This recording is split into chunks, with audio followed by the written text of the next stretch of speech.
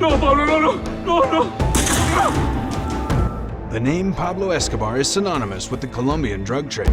But behind the infamous kingpin, there was a family. In this video, we'll take a closer look at the family of Pablo Escobar, their rise to power, and how they're doing today. In the 1980s and early 1990s, Pablo Escobar was the world's most powerful drug lord. But what about his family? What role did they play in his empire? And what happened to them after his death? Let's find out. Pablo Escobar was born in 1949 in Rionegro, Colombia. He was the third of 7 children, and his father was a farmer. As a young man, Pablo became involved in the drug trade and eventually became the head of the Medellin cartel. But Pablo wasn't alone in his criminal enterprise. His brother Roberto Escobar was also involved in the cartel, serving as the chief accountant. And Pablo's wife, Maria Victoria Henao, and their children were living the high life with him. How did Pablo Escobar's family benefit from his criminal empire? Did they know the extent of his activities? After Pablo's death, his family was left with a complicated legacy.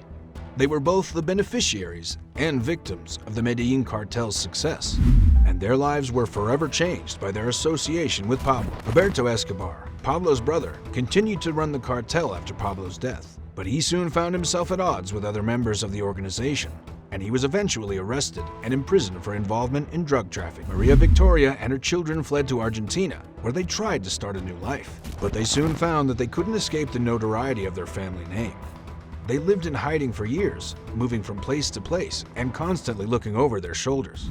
Juan Pablo, Pablo's son, struggled to find his place in the world. He was just 16 when his father died, and he was thrust into the spotlight as the son of the world's most notorious drug lord. He was constantly followed by media and lived in fear of being targeted by his father's enemies. Manuela, Pablo's daughter, was just a toddler when her father died. She grew up in Argentina, far from the violence and chaos of Colombia. But even she couldn't escape the legacy of her family name. She struggled with depression and drug addiction, and she died of cancer in 2011 at the age of 34. Despite the challenges they faced, the Escobar family continued to be involved in the drug trade.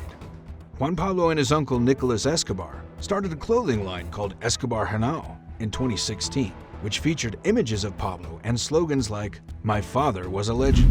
The family also maintained control over Pablo's estate, which included a number of properties and businesses. In 2014, Juan Pablo tried to trademark his father's name in order to launch a line of products, but the effort was met with opposition from the Colombian government and the families of Pablo's victims. The family's involvement in the drug trade and their attempts to profit off of Pablo's legacy have been controversial.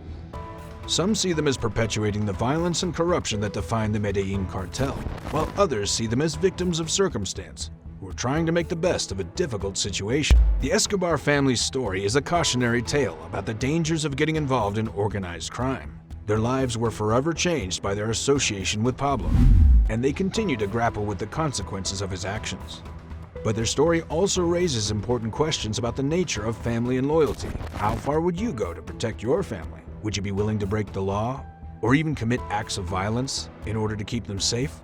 The legacy of Pablo Escobar and his family is complex and multifaceted. It raises important questions about the nature of power, corruption, and morality. But at its core, it is a story about family and the lengths we will go to protect those we love.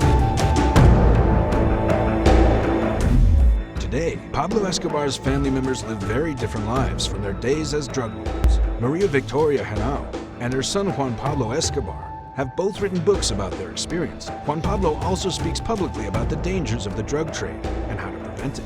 Roberto Escobar, on the other hand, has taken a different path. He has started a company that specializes in creating and selling unbreakable smartphones, which he claims are secure and protected from hackers.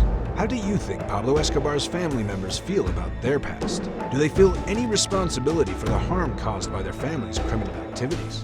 The family of Pablo Escobar played a major role in his criminal empire, but they've also had to live with the consequences. Today, they're all trying to move on from their pasts and make a positive impact in the world. It's a reminder that even in the darkest of circumstances, there's always a chance for redemption.